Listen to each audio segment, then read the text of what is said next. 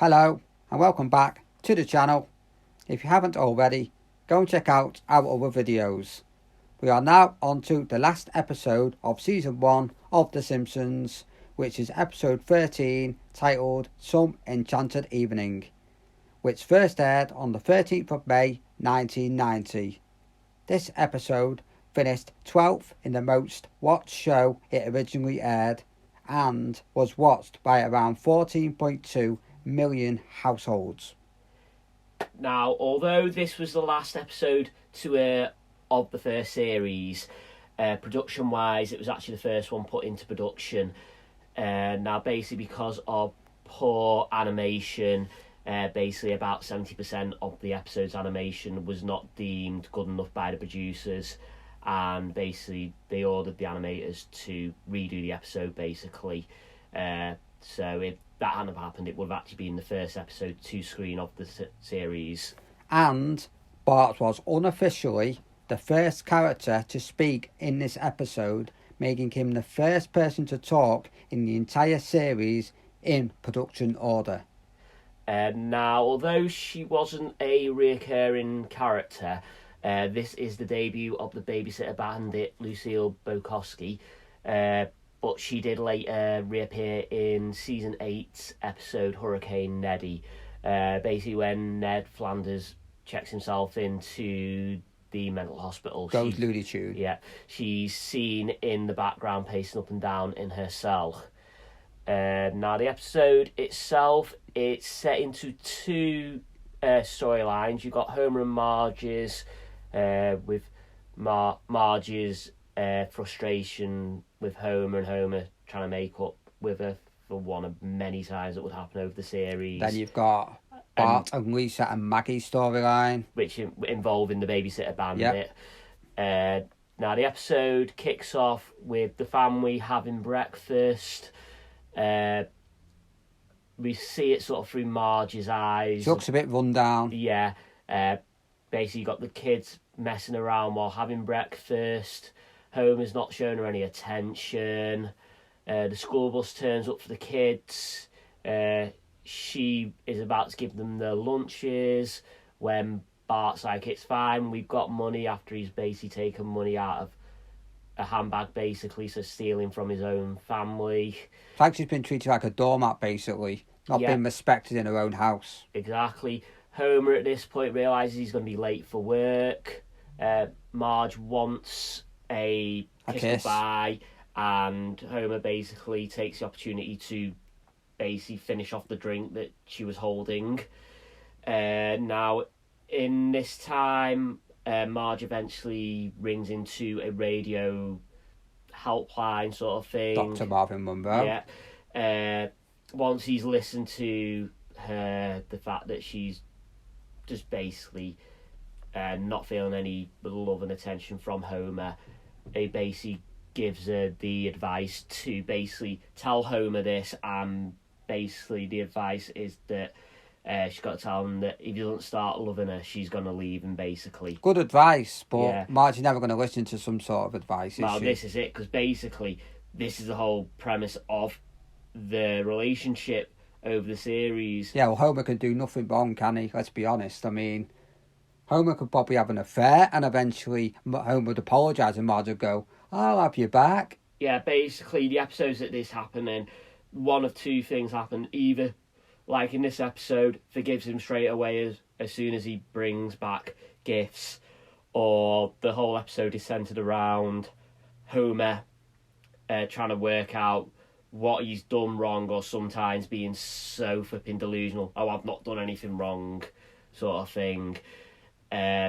So yeah, in the meantime, Homer's been listening to this on the radio, not realising who it is, because apparently he gets off on this sort of stuff. Not knowing it's his family. But once his name is mentioned by Marge accidentally, he's then, I don't know whether you say ashamed. I think he's more the fact that other people have heard this and realise it's him being talked about. So it's not ashamed. I don't know what you call it, really. Not ashamed, just like, oh, they know now, sort of thing. Yeah, he didn't want people to know about it, like.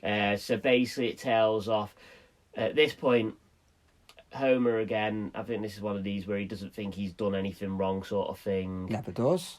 But he ends up in Moe's, his regular water hole, where for a change Moe actually gives good advice and actually seems like a caring, attentive bar. Well, I don't think he's the creep at the minute, is he? Yeah. Like Again, like we said with Agnes in one of our previous episodes, this isn't a trait that we like from Moe, we like in the other side. Yeah. But at the same time, as I say, he gives him advice. He's like telling him, like, confirming that he's a pig. Basically, everybody in the bar is a pig, but Homer's like the biggest one, and he gives him the advice of like, just buy her flowers, take her for a meal, take her to a hotel, spend the night, just basically go home and say your marriage, basically. So he ends up going to the local florist, basically showing how much of a cheapskate he is. Basically goes in, he's asked, "Oh, what sort of flowers are you looking for?" Response, "Not dead ones." What sort of flower shop sells dead flowers? Where is he buying his flowers from? But I suppose at that time of night, not even a garage is open for him to buy garage flowers. Yeah.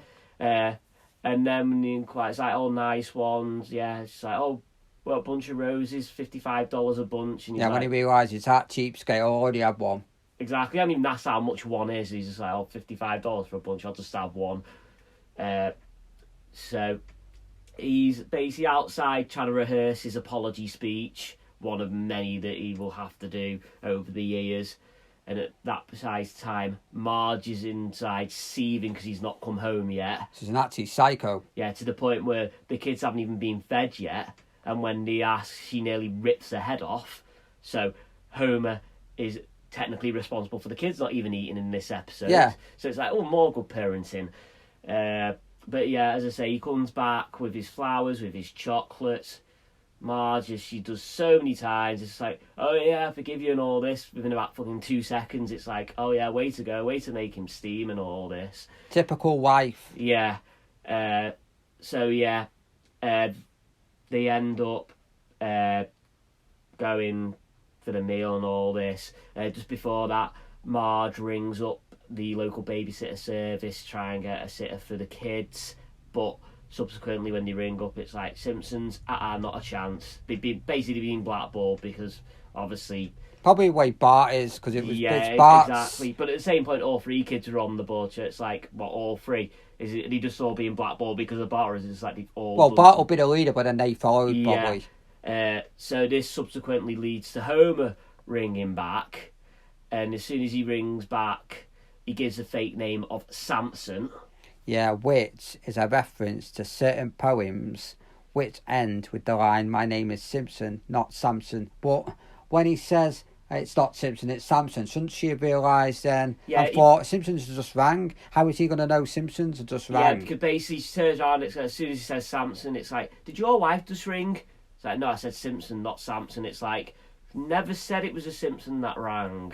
So it's like, you're not going to twig. It's like, oh, that's fine. And so he did know the address. Did have the address there. Yeah, it's like, what? So even though he said the neighbours, what? So two different families that have the same sounding name conveniently live next door to each other, but have suddenly swapped houses because, like you say, they should have the address on record anyway, or they not keep addresses. Sure, you're going to go, "Just a minute, that's the house that the Simpsons live in." Yeah. It's like, so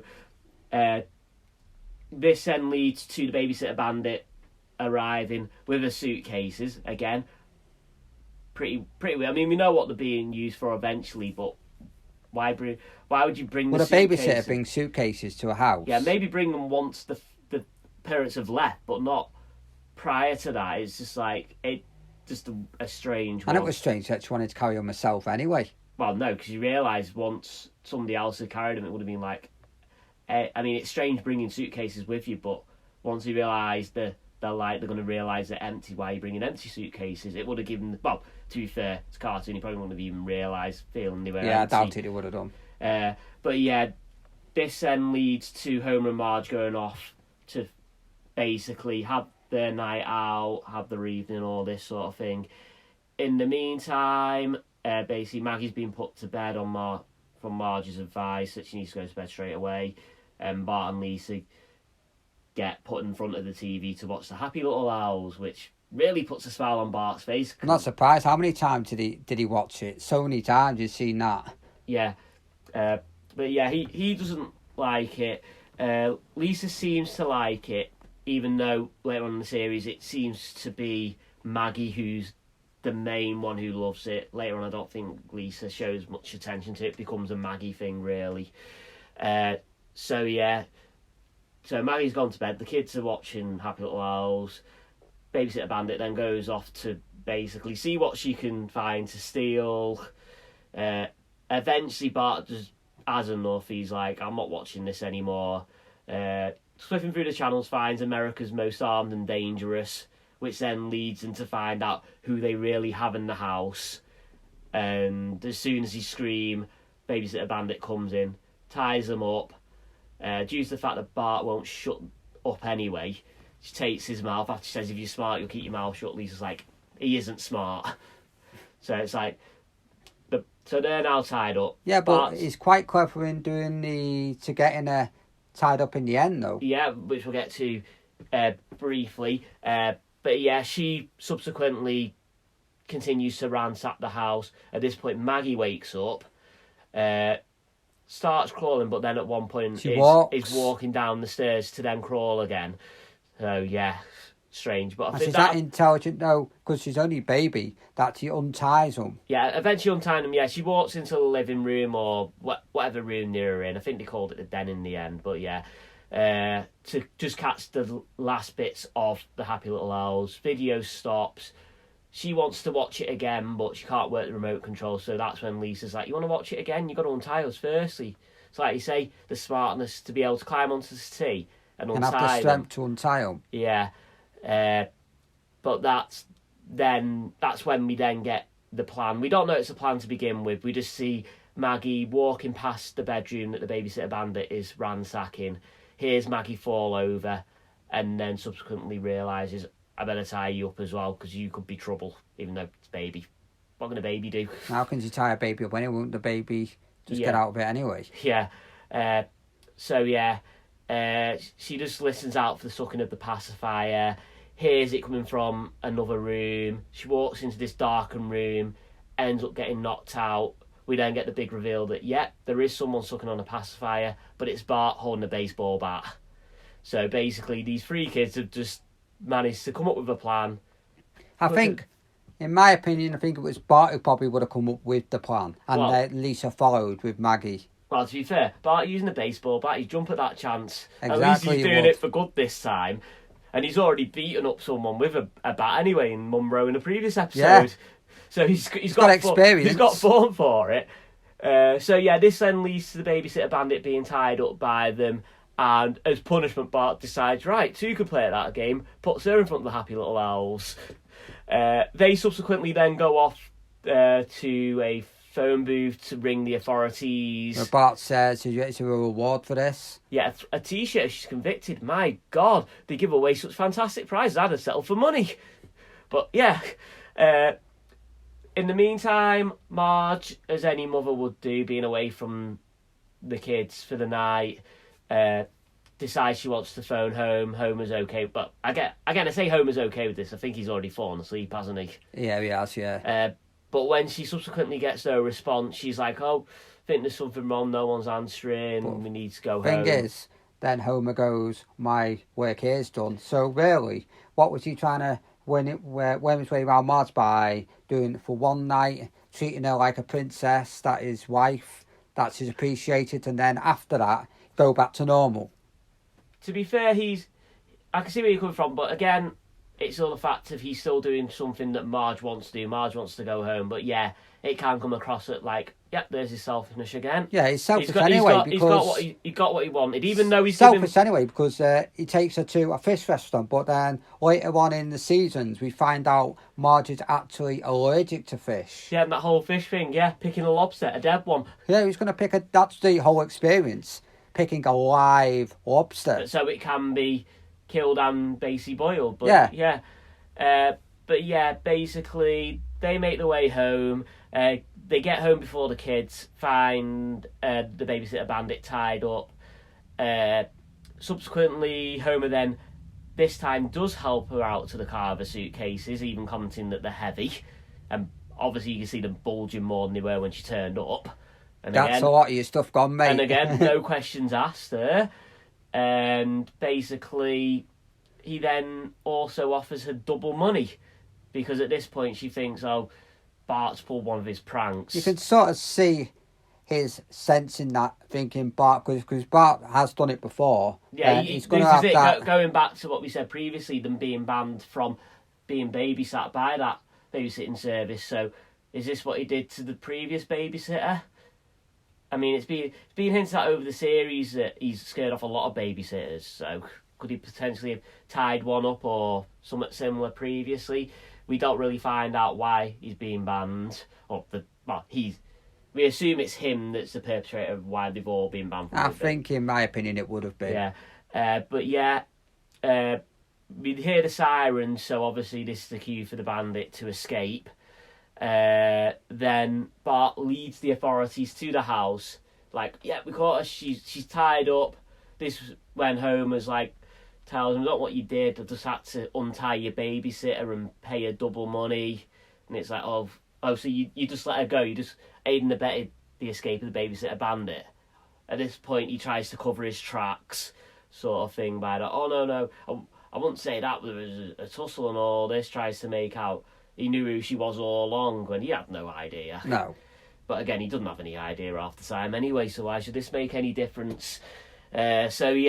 Bart's probably the one who's most upset about this, about the fact nearly caught a wanted criminal and Homer's just let her get away scot-free with their stuff and twice the money she would have got anyway. And he doesn't get his T-shirt. And he doesn't get... Exactly. God, he really wanted that T-shirt as well. Exactly. It's like, whoa. But yeah, we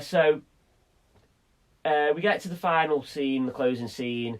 Homer's still feeling dejected about the fact he's let this criminal get free, but Marge then comforts him by the fact of, okay, she got away, but try to take the positives. You managed to raise 3 kids who were able to knock her out and tie her up in the first place. The episode basically comes to its conclusion now that Homer and Marge have made up, and we find out that these kids really are... Well, Bart's probably as smart as Lisa is in this episode, because it's probably his plan anyway. Yeah, it's smarter than he looks. Yeah. That's basically it for the episode itself. Moving on. Yeah, right. In this episode, we actually find out Homer's middle name is actually James. But however, his middle name is Jay, which we found out in season 10's Go in the Wild episode. Yeah, that famous, I'll finally find out what the J stands for in my middle name. From now on, I'll be known as Homer J. Simpson. It's like, yeah, nice. Also, this episode, although it wasn't the first prank call, this was the first episode to have 2 prank calls in it. I think it's actually the only episode to have 2 prank calls in it. Bart rings firstly when Homer's at the bar and asks to speak to Alcoholic, and then later in the episode, just before Marge rings to book the babysitting service, because she basically gets the tail end of the conversation with Mo threatening to basically cause harm to Bart, basically. He uses Oliver clothes off. As I say, I think... Well, he says this, Mo, that he's going to get the person who does the prank promos, but never really does anything. Yeah, and you think... Apart from one episode in the later series with Jimbo Jones. Yeah, but again, that's Bart setting Jimbo up. And it's like, but again, that shows Mo to be a bit stupid. He can't tell the difference between voices. Jimbo and Bart don't exactly sound alike. No. And another stupid thing with that one, he's met Bart so many times with being a good, well, I don't know, could you call him a good friend of Homer's? Homer's barman anyway. Yeah. So he knows the Simpsons family. He's basically been around Bart before, but doesn't recognise his voice, doesn't put 2 and 2 together. So it's like, no wonder Bart keeps doing it, because he knows he'll get away with it, because Mo's just so stupid. Even though I think it was in the episode where Mr. Burns sold the power plant to the Germans, he makes a prank phone call and then subsequently sent 2 the bar to get Homer because he's still there drowning his sorrows after losing his job. And Yeah. Bart thinks at that point he's going to get found out. And even then, when Moe's like, I know that, but it's like, it's little Bart Simpson. He doesn't even realise. I know he doesn't. So it's like, yeah. So, again, yeah, that's just the prank phone calls. And, actually, when Homer's actually shaving, his 5 o'clock shadow returns. Yeah, as soon as he puts the cap back on his shaving gel, it's like, oh, what's the point in shaving? It's like, he's got a miracle beard, and it's like, he's just shaved for no particular reason. And plus with that one, he shaves all around, but he doesn't do round his mouth. But then when he wipes the foam away, there's no beard there at all. So it's like, good continuity. Yeah, what was the whole point in that scene? It's like, who even knows? It was the first season, though, weren't it? I mean, you got a lot of the animations a bit 50-50. Some right, some wrong. Yeah, again, with that and going back to Mo, again, it's another episode where he's got black hair in this episode, even though it would change to more of a grey charcoal-y sort of colour for later series. But again, like we say, it's season 1, so it's just that's the reason, basically. A lot of things got rectified, well, not rectified, but changed for season 2 onwards. And according to Marge, Homer doesn't actually eat with utensils, but however, he was shown eating his breakfast with a spoon at the start of the episode. Which... So she's basically accusing Homer of not paying attention. She doesn't notice him eating. I know, exactly. She doesn't know. Unless this was a one-off and all the other times he eats with his hands. Well, he is a pig. Well, yeah. Now, there is continuity errors as well. Firstly, the door of the master bedroom, in this episode, it opens inwards. But then, when the babysitter bandit is leaving, it opens outwards after she's done ransacking it. Also, when Homer's standing outside, trying to work out how he's going to apologise to Marge, the rose in his hand seems a little worse for wear when he's outside. Yet once he's inside, it's miraculously regenerated into a blooming rose again. What roses did he buy? Yeah, he must have had a second one. He must have bought 2 roses. Oh, he's gone up in the world. Yeah, firstly he couldn't afford a bunch, now he can afford 2. Well, 2 separate ones. Yeah. Must have been a 2-for-1 offer. And the furniture in the house disappears and reappears between shots. I don't know if anyone noticed that. No, but I didn't pick up on it anyway. Also, was there something about the telephone colouring? Yeah, it was... It was red and then it turned... That was it, red and then it turned to blue.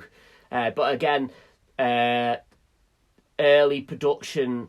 we were saying at the beginning of the episode about it being poor animation.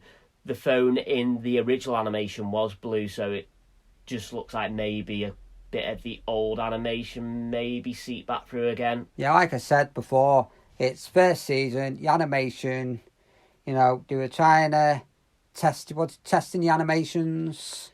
Yeah. Because you wanted it improved, because it was actually going to get cancelled, weren't it? Yeah, basically, although they ordered them to redo this episode, it has been stated by Matt Groening since that if the second episode hadn't have been as good, the series could have been at least put back at least a year.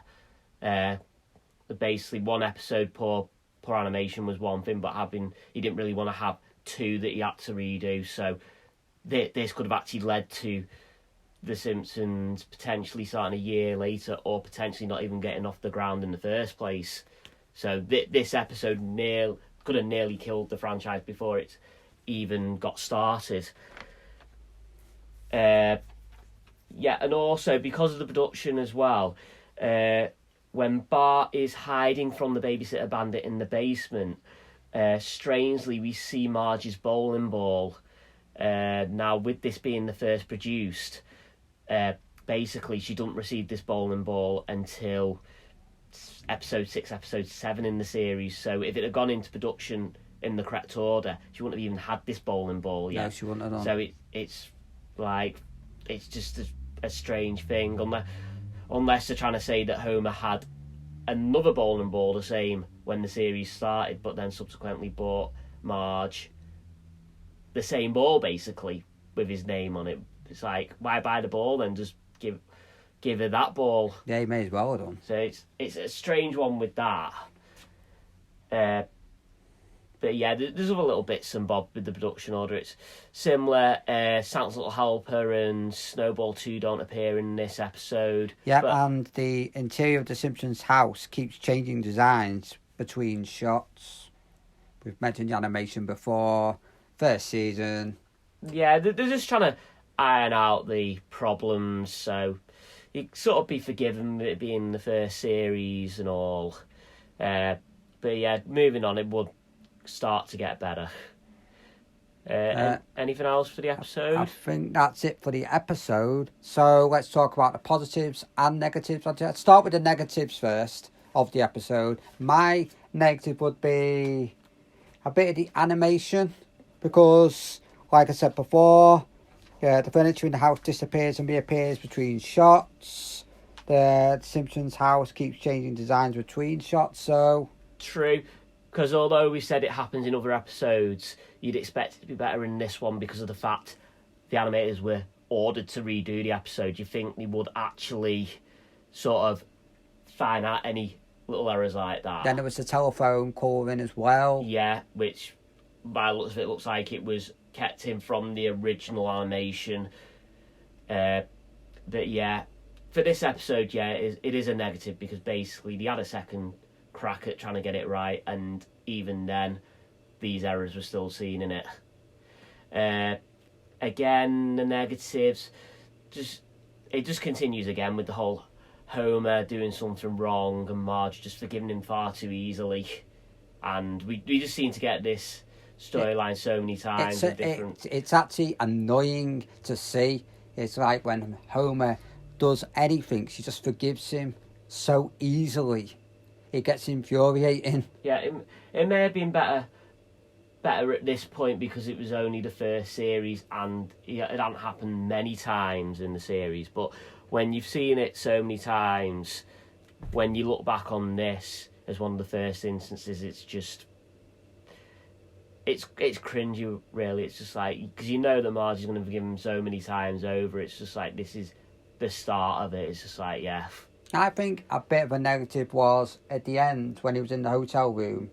Marge wants to go back to the house. Homer goes, my work here is done. So, in my opinion, was he just treating it as to taking Marge out for a night out, hotel for one night, and then the next, like I said before, they're going... yeah, well, at the same point, it was, as said earlier, it was Mo who gave him the idea, so it wasn't even his idea in the first place. He just took it on because he figured it'd get him back into the good books, which it did, and because it wasn't his idea, it's just basically like, yep, fine, done and dusted, I'll get back on with my life, basically, until I screw up yet again and have to rectify it again. But yeah, any other negatives? I think I've covered my negatives, unless you got one about the episode. I can't think of any others offhand. Let's work on positives. First positive for me is the Simpson kids all working together as a unit. Yep, I'll second that. I mean, going a bit further, just the fact that with this episode, they utilise all 5 of the Simpsons family instead of like some of the other episodes in this one. You get certain characters that either don't have anything at all, because majority of the episodes in this series, Maggie doesn't seem to have anything. She's either part of someone else's story or she just gets forgotten about completely. And the only other episode apart from this was the camping one, where she got a bit of a storyline there. So it was good to see all 5 of the family get part of the episode basically to themselves, like we say, with the kids having their storyline and then Homer and Marge having their separate one. And it didn't really interlink too much once Homer and Marge had gone off, basically. So that was a good one. Like you say, yeah, the kids working together to capture this criminal, basically. So yeah, showing that Bart can be good for something at times instead of... But yeah, it would have been in my opinion, it would have been his idea to actually work out the plan to actually tie her up. Yeah, whether it was the full plan was his idea to begin with, or whether he put into practice, basically like he wanted a plan and then utilising Lisa, because by this point we know that she's... But at the same point, it's the first episode to be produced, so was it being put across that she's smart in that sense? I mean, the way it's produced and put out now, with it being the final one of the series, we already learned that Lisa's smart anyway. Yeah, we do, yeah. So, was it Bart's full plan, or did we get Bart putting something towards the plan, but Lisa helping him, sort of thing, maybe with the fact of, suck on Maggie's pacifier to lure her into the room to knock her out, sort of thing. Maybe. Other positives? In general, I actually liked the episode. I thought it was a good episode. Yeah, it's one of the better ones. Because it had everything, really. It had family unity. Yeah. It had all the family members having their own storyline, like you said. Yeah, and from seeing the original animation for this episode, because the animation for the original episode that came up with for this one, it seems more like, yeah, they've got the Simpsons characters look for what they were in the actual series. But I don't know about you, but I feel that the rest of the animations is too much along the lines of what the shorts were like. It looked like that. But from what it went from there to the finished article, even with the animation errors, I think it was a better produced episode than what it could have been. So the writers, even at that early stage, knew what they wanted, and in the end it actually paid off, and they got a decent episode out of it. As I say, I think this would be one of the better episodes of the first series. Yeah, I think it would be myself. Any other positives to add to that? I think that's it from me. Whether you've got anything else to add? Nope, I think that'll do it for this episode. Right, if we've missed any positives or negatives which you feel it should have been added, or you feel like you want to add something else about the episode, please comment down below. Yep, like, share, subscribe. And that's it for this episode and season review of season 1. But we will be doing a special episode on the series. We will be doing another episode ranking the episodes. Not a top 10 like some of us might do. We'll be ranking every single episode from 13th and the sort of say the worst episode to top spot, the best episode of the series. So until then, thanks for watching. And we'll see you in the next video.